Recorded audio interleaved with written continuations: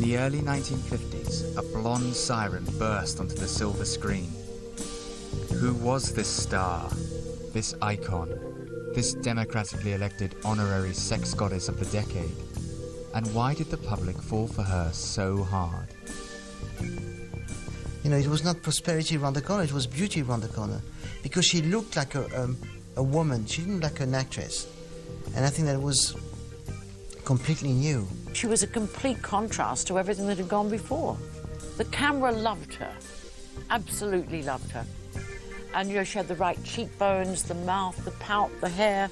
She was just entrancing. You couldn't sort of take your eyes off her. Brigitte Bardot is you know, she's like this. She's like a sex icon, right?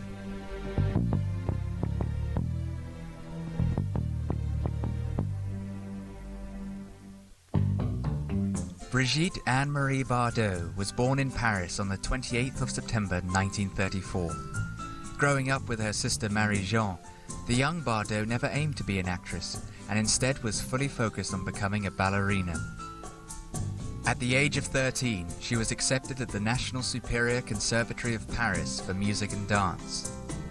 However, in 1949, her life happened to change dramatically when an acquaintance of her mother invited her to model in a fashion show. She proved a hot property in modeling, and within 1 year she was on the front cover of Elle magazine. It could be wondered how far she may have gone in her early passion as a dancer if she had not met the surreal Roger Vadim at such a young age. Vadim, born Roger Vladimir Igorovich Plemyanikov, was the son of a Russian-Ukrainian aristocrat and a French actress. His father had been a diplomat for France in Egypt and Turkey. Such places of intrigue and adventure must have inspired the young Roger. When his parents divorced, he was left to his own devices. Back in Paris, he reinvented himself as Roger Vadim, started acting at the age of 16, and later enrolled at the Institut d'études politiques de Paris. Always in a hurry, Vadim abandoned his academic studies at 19 to work in film, and became the assistant of the director Marc Allegret. Roger came across the young Brigitte on the cover of Elle, and introduced her to Allegret as a prospect for the role in Vadim's script, which they were preparing. The heady discussions must have been thrilling for Brigitte, who fell in love with the mercurial Vadim. At a very early age, she could see what she had to do to become popular, and she certainly did it. Vadim encouraged her. Her film debut, Le Trou Normand, in 1952 was terrible, she said. However, through Vadim's connection, she gained a part in the movie Menina, Girl Without a Veil, and they carried on their relationship. J'ai 18 ans. Moi aussi, dès que vous avez enlevé vos lunettes, je vous ai reconnu. Vous savez, j'ai gardé à la maison le mouchoir de soie blanche que vous m'avez donné. Seulement, il est tout jauni par le temps. Qu'est-ce que vous êtes venu faire ici? It is said that when her father discovered that Brigitte had an abortion, he pulled out a gun on Vadim, which brought on her first suicide attempt. This caused Vadim to take Brigitte to a Saint-Tropez hideaway, and in December 1952, they were married. She was still only 18. Vadim arranged for her to attend René Simon's drama school, which led to her finding roles in more films. Her role in Menina, Girl Without a Veil, disappointed her as well. In fact, she wanted to get out of films. It was Vadim who made her persevere. She said, "Vadim was the only man who was certain I had something special to offer on the screen. I marveled at his confidence and laughed at his conceit." C'était pas de ce côté-là de l'île, c'était par là-bas, de l'autre côté. Ah, ce sont eux qui m'appellent. Moi aussi, il faut que je rentre au phare déjeuner. Et comment vont vos parents? Ils vont bien. Vous savez, je suis seule ici avec eux, mon frère est parti. Venez nous voir à bord. Nous ne sommes pas loin. Alors, c'est promis. Vous viendrez? Je viendrai. People used to say that Roger Vadim created her, married her, created Bardot from nothing, and that's absolutely wrong. He did make her most successful film, and God Created Woman, but she knew exactly what she was doing. The first time that Brigitte came to Cannes was in 1953. She was 18 and unknown, and came with her new husband, Roger Vadim. He was a journalist with Paris Match and had to interview Leslie Caron. Later, he saw a chance for a photo opportunity for Brigitte with Kirk Douglas, which caused quite a stir. It helped her to secure a minor role in a Kirk Douglas film called Act of Love. Also during that time in Cannes, he managed to secure the finances for his debut film, Et Dieu créa la femme. German actor Kurt Jürgens agreed to take a role which guaranteed the necessary international appeal.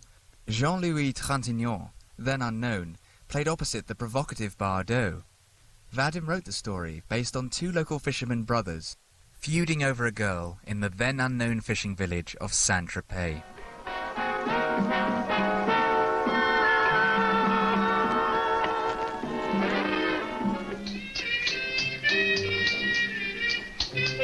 She had a very modern speaking voice, and I think that's one of the reasons she was an icon for the new wave, because she was the first true French modern actress. She had a way of delivering lines in God Created Woman that was unparalleled, because it was even before Jeanne Moreau. It was maybe the same year as Jeanne Moreau with the Ascenseur pour l'échafaud, 57. But the thing is, with Bardot was a sex symbol, and suddenly she behaved and talked like a girl you could meet on the street. Brigitte Bardot projected herself in front of the camera as if she was a complete natural. In fact, she didn't actually behave any differently on the screen as off.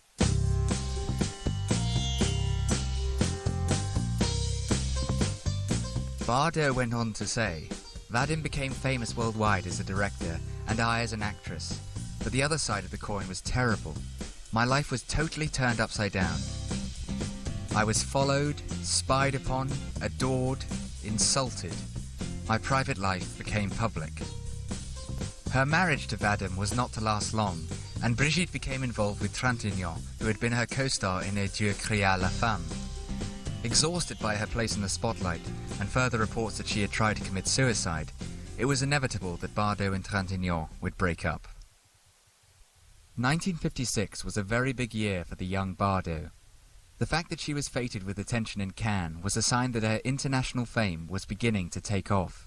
There's French star Brigitte Bardot, well known to British fans. Her newfound fame and her role in Doctor at Sea with Dirk Bogarde and James Robertson Justice gave her an invitation to attend the Royal Film Performance.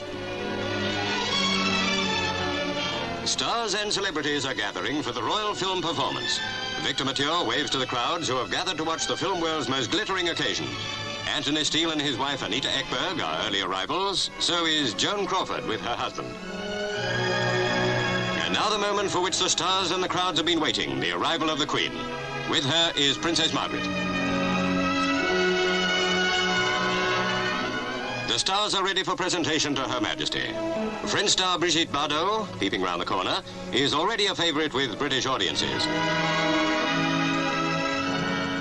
22-year-old Brigitte came to Britain especially for this show. There's no doubt that Brigitte Bardot was a complete phenomenon. She was the Marilyn Monroe of the European cinema. But she was nothing like as vulnerable as Marilyn Monroe.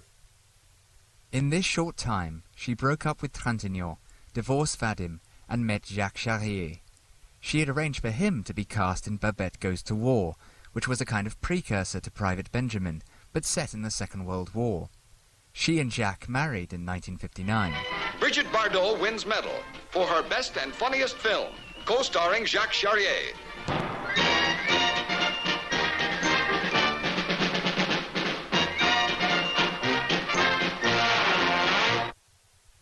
Their wedding was a fairy tale event in Saint-Tropez, and this was to make their fame even greater, and Saint-Tropez's reputation spread. The couple had intended to have a secluded wedding, but the press invaded the proceedings, and this was a sign of things to come. Everything that they did together was heavily publicized, and they were followed by a constant barrage of photographers. She managed to court scandal by a performance in En cas de malheur, Love is My Profession. Her fame and the publicity it generated caused further tensions on her and the marriage. In January 1960, she gave birth to their son, Nicolas. This happy event seemed to be another stress on her. The press camped outside her door and rented the apartment overlooking her home in Paris. She was unable to leave to give birth in hospital and had to stay with the shutters closed in order to keep out the camera lens. Well, you are, it is said, that you are not a happy person. I am not an happy person. I have heard you quoted as saying. Yes, I am very happy. You are happy. Yes. You think you have everything in life you want? Of course. What are the things that you want from life? Nothing. Nothing at all? No, nothing. I'm very, very happy. I've also heard it said that you say that in 2 or 3 years you will be gone from film. Maybe. Why? I don't know, but maybe it will be finished for me. Why? Maybe the public will not... Oh, it's too difficult to speak English for me. Say it in French. No. Brigitte Bardot did not seem to want to be part of the Hollywood experience and identified with French cinema. It was her desire to be recognized as a serious actress. You decided to give up the sort of sexy role we're used to seeing you in. I'm not giving them up completely. I want to change, not to do always the same kind of parts, and I think the next film will be sexy. Sei lontana da me, perciò mi devi dire ciò che tu vorresti perché ti possa avere con me.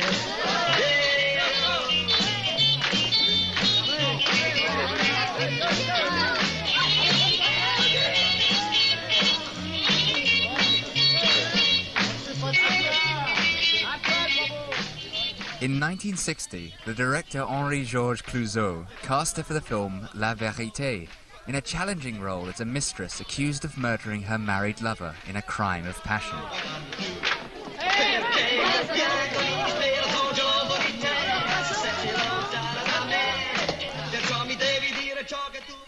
Bardot claimed that Clouzot had a strange power over people, destructive, radiant with both negative energy and a disturbing talent. Tu comprends pas, non? Je t'aime. Oh, je suis bien près de toi, avec toi. J'ai été si malheureuse. Oh, pardon. Pardon de te déranger. Pardon pour moi. Pardon pour tout, pour le passé. Pardon. Tu n'as pas changé. Hein. Toujours belle. Incroyable. Égoïste. C'est pas vrai. Menteuse. C'est pas vrai. Amorale. C'est pas vrai. Pudeur. C'est pas vrai. Indécente. C'est pas Mais vrai. si, c'est vrai. Je te remercie d'être ce que tu es. Merci d'être venu. It seems that the tough psychological approach of Clouzot, her failed marriage, the betrayal of her assistant Alain Carré, who had given intimate details of her life to the newspapers, was all too much for her, and she attempted suicide once again in her Saint-Tropez beach house with sleeping pills. Her new publicist found her in time and rushed her to a hospital. Apparently, people wrote to her suggesting how she might improve her suicide attempts. It was down to her inner strength that she returned to work. Her role in La Vérité was well received, and the film was nominated for an Oscar and won a Golden Globe for Best Foreign Film. Bardot was obviously appreciated by the significant directors of the time, and made Vie Privée in 1962 with Louis Malle, which seemed to be in part taken from her own life. This heady cocktail of celebrity, marriage, motherhood ultimately came to a head in the breakup of her marriage to Jacques Charrier. They divorced in 1962. One thing that lifted her from her depression was music, and her relationship with Sacha Distel, with whom she sang duets and was seen at concerts and the ballet. The following year, she was cast by Godard to co-star with Michel Piccoli in Le Mépris. Bientôt. Bientôt. Sur. Cet. Écran. La femme. L'homme. L'Italie. Le cinéma. Avec Brigitte Bardot et Michel Piccoli. In Le Mépris, Godard knew exactly what he was doing. He didn't really want her to be the Bardot of God-created women, but he wanted a star who could actually just be in front of the camera, and that's exactly what he got in Le Mépris. He was told that by the Hollywood producers that he had to do plenty of bed scenes, and he did the longest bed scene in the history of the cinema, virtually, nearly 35 minutes. She played with Michel Piccoli. It was the story of two people who simply can't actually live the life of a married couple. A remarkable film because of Godard's amazingly fluent direction and the fact that he looked at this couple in a way which only Godard could do, looking right into their souls. Louis Malle once again chose to work with Brigitte Bardot in Viva Maria, co-starring with Jeanne Moreau.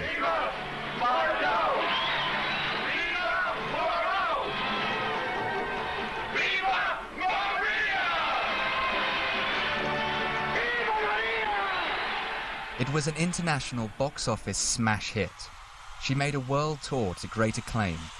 The press suggested that Bardot and Moreau were rivals on set, but the opposite was actually true. Louis Malle got her to appear with Jean Moreau, and the two of them got on terribly well. They were sort of soulmates. Oddly enough, you wouldn't think so, because they're totally different.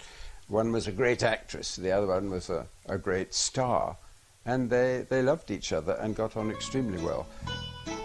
The two actresses were nominated for British Academy Best Actress Awards, but it was Moreau who won. Brigitte Bardot was sexy and seemed provocative to the American audience. Her sensual image captured huge attention. When interviewed by American journalists about the effect she was making, they spoke to her as if she were a little girl. Brigitte seemed to go along with the cute approach, but her answers showed her to be clever and the interviewers to be like schoolboys. Are you soured on marriage altogether? Do you not want any more marriage? No, not at all. I think it's better without marriage. But why better without marriage? You understand? Try. Pourquoi? Try. You have to try. Well, she was sharp and she was shrewd in all the interviews she gave. She knew what she was up to, probably better than the interviewer, who of course would ask her the most obvious questions. Where did you learn to speak English? In London. A good place. Yes. You know, you are something most unusual. In America, although you do your pictures in French, you are one of America's most popular actresses. Why? Do you have any idea why? I don't know. Do you ever think about it? No. I'm very surprised and very happy. You've never been to America? No, never, but I hope to go very soon. Do you expect to work there? Maybe, when I will be free in Europe. Mm-hmm. What are you working on now? Now? Yes. I'm not working. Now I spend some holidays. Europe, not America, was the place to be in the 60s, and Brigitte was setting the pace for fame which had only been matched by Marilyn Monroe, who had died in 1962. What's the story of this new film of yours? It's a love story, a very beautiful love story. And what sort of person do you play in it? The leading woman. Well, I didn't think you played the leading man, but I mean, what does she do? What is she in the film? What's your... She's a cover girl, but that is not very important. The important is when she meets Laurent Terzieff, and there is a big love story between themselves, and it's a very good story. Do you aim only to make, say, one film a year from now on and not make so many films? I make one film each 2 years. And that's all you want to do, is it? Yes, it's too much. Do you plan to retire soon or not? Not today. The Swiss playboy industrialist Günter Sachs made a determined bid for Brigitte's affections. He showered her villa garden with roses from a helicopter and promised her a life of international adventure. And in 1966 they flew to Las Vegas, a place she hated, and married in the company of Günter's male friends. The next few years were spent in a crazy fun haze, which was not to last forever. Günter convinced her to return to Cannes after a 10-year absence, which she had shied away from because of the intensity of the crowds and media. This was her last appearance at the film festival.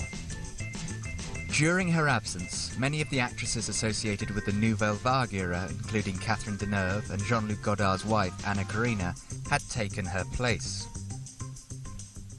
Brigitte tired of the partying and erratic lifestyle of Gunther. She told her assistant that she could not live in the gilded apartment on Avenue Foch and returned to her own Paris apartment. Soon after, they were divorced, when she had already taken up with Serge Gainsbourg. He really encouraged her singing career, and they released several singles together.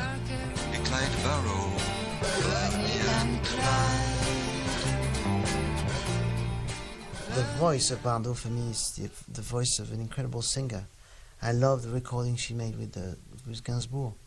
I think the recording sessions with Gainsbourg are a miracle, because she has a real singing style, which is plaintive and evocative and very sultry and sexy.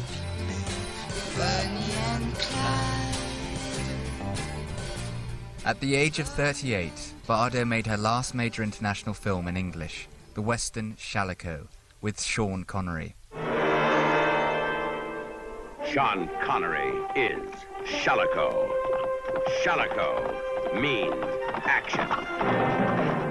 And action means Bardot. I would like very much for you to make love to me. But it's impossible. What if I just took what I wanted? I would kill you. Well, at least I'd die happy. This was not considered a great film, and may have been one disappointment too many. There were several more French films, one of them directed by Roger Vadim. He had remained in her life in a creative role until he passed away.